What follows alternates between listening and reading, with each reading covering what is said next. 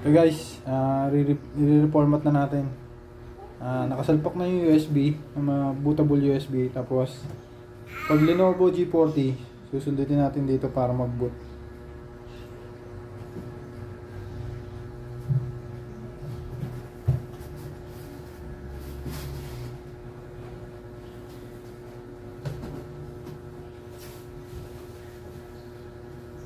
Ayan.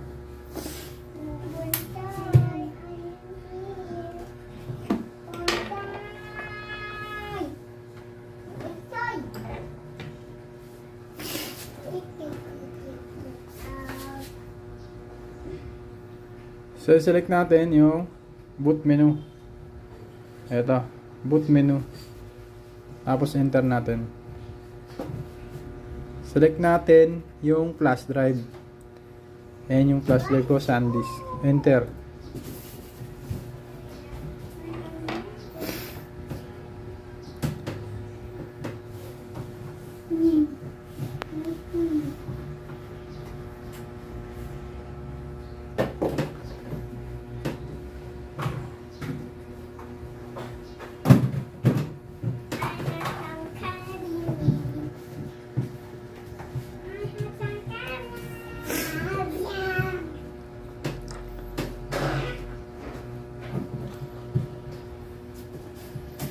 Ayan.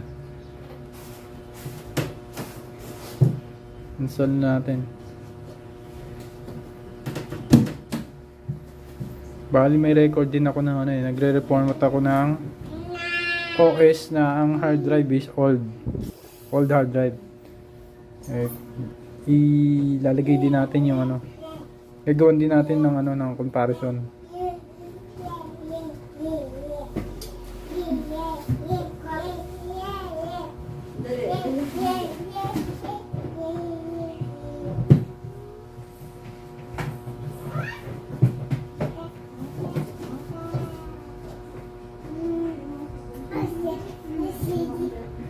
Next natin.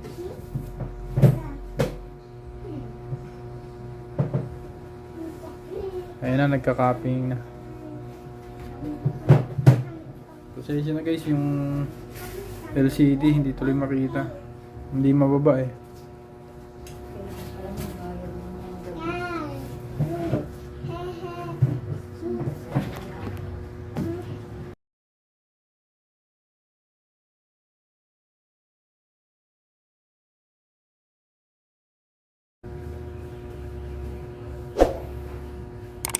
Okay.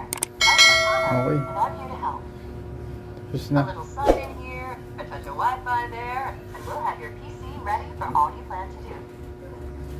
Use your voice or the keyboard along the way, and if you'd like me to stay quiet, Sa mga just 10 minutes select the yun. little microphone icon towards the bottom of your screen. If you need an assistive screen reader, press the Windows, Control, and Enter keys at the same time to turn on narrator. Okay, enough intro. Let's dig in. Narrator dialogue. Okay. Your region is set to the United States. Just a moment. At level 2, Windows setup. Just a moment. At level Your keyboard is set to US. Yes. You also type with another keyboard layout. Windows setup. Just a moment. Network connection. Now let's get you connected to a network. That way you can get. Just so you know, connecting to a network now saves you some time. Let's get that up. Microsoft account. Windows setup. Type what you want to name your account. FNGS. Next. Okay, now type a password for your account. Password. Captain.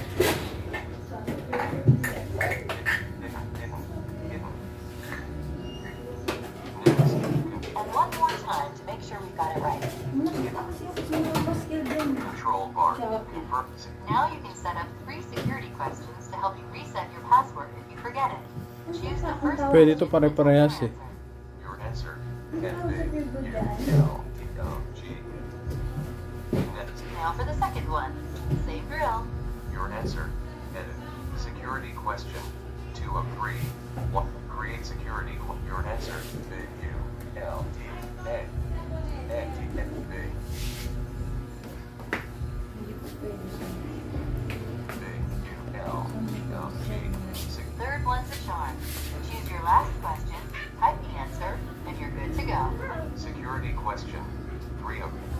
security question. Your answer. Edit. Big L. G. Your Microsoft account.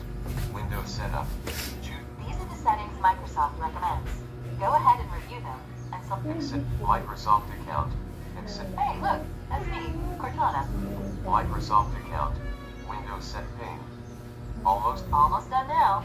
We just need to get a few more things polished up for you, and Windows will be all yours. Looking forward to helping out.